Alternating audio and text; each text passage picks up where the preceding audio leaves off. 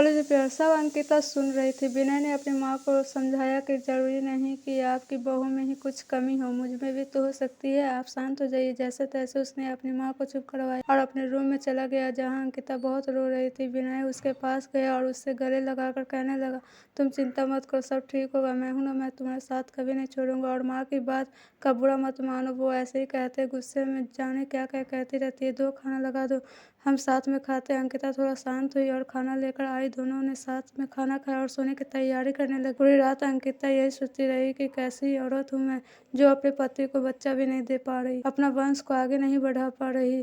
कितनी बदनसीब हूँ मैं। वह पूरी रात नहीं सोई, बस रोए जा रही थी। सुबह हुई, सब अपने अपने काम में लग गए। विनय भी ऑफिस के लिए निकल गया, अंकिता भी अपना काम करने लगी और उसके दिमाग में वही रात वाली बात चल रही थी। पूरा दिन यही सोचती रही। रात को जब विनय घर आया तो अंकिता ने उसे खाना दिया और वह दोनों अपने कमरे में सोने की तैयारी कर रहे थे कि तब अचानक अंकिता ने विनय से कहा कि क्यों ना हम एक बच्चा गोद ले लें। अब हमें तो बच्चा नहीं हो रहा, क्यों ना हम किसी बच्चे को गोद ले और उसे माँ बाप का सुख दे और हमें भी बच्चे का सुख मिल जाएगा। विनय ये बात सुनकर बहुत खुश हुआ। वह दोनों दूसरे ही दिन एक दत्तक ग्रहण संस्था गए और वहाँ पूरी बात बताई। दत्तक ग्रहण संस्था वालों ने कहा कि आप एक फॉर्म भर दीजिए, जैसे जैसे ही सब जांच पड़ताल हो जाएगी आपको फ़ोन आ जाएगा।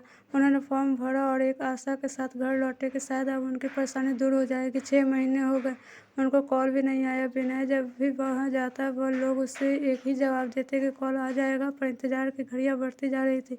अब अंकिता हिम्मत हार चुकी थी, वो पूरे तरह से टूट चुकी थी। विनय भी आखिर कितना उसको समझा पाता, दोनों थक चुके थे।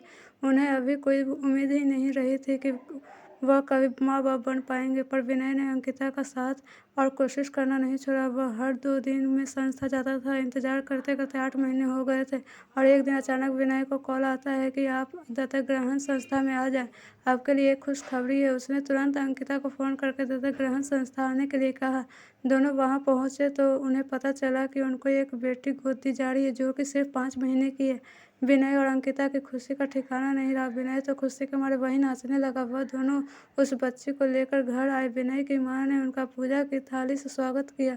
उन्होंने उसका नाम किरण रखा, जैसे वह उनकी जिंदगी में आशा की किरण हो। असल में प्यार इसे ही कहते हैं। धन्यवाद। आपको यह स्टोरी कैसी लगी? वीडियो को लाइक कीजिए और हमारे चैनल हमसफर वॉइस को सब्सक्राइब कीजिए, बेल आइकन को क्लिक कर दीजिए।